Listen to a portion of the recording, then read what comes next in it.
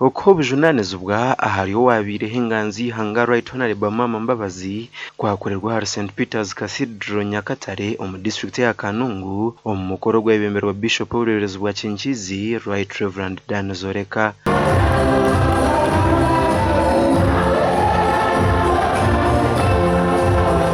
Abajwe ku bwa kanoni Right Honorable Mama Mbabazi, Dr. Birungi Mutahunga rwa Matware, Dr. Peace Garuga, Moses Twesigye Katebire, Sande Charles, the very Reverend Richard Tumwebaze, Reverend Herbert Choncho na Reverend Eunice Marize.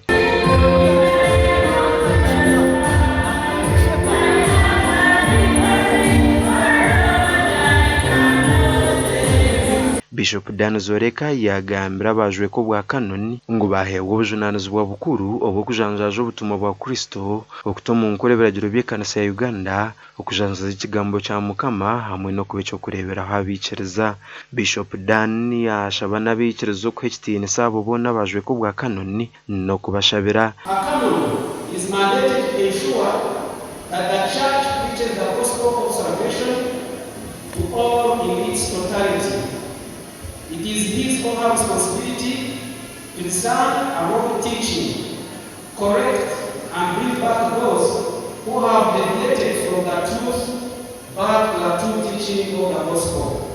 Right Honorable Mama Mbabazi yasima bwese jwe kanase mutiremo kandi yaragana so kuguma obwire bwona nahereze kanase kitinisa n'abakuru bayo mu ihanga. Yewe Mama Mbabazi waza kwero ukuru bwa kanoni wa Cathedral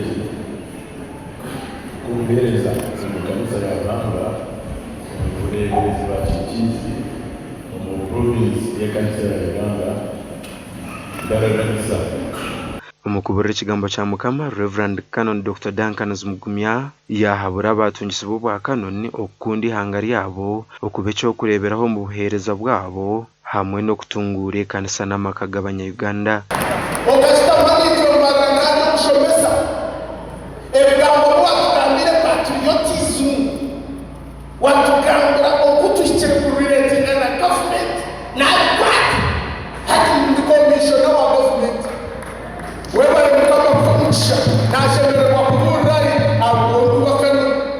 Gesha kwa Hwiza Wilfred.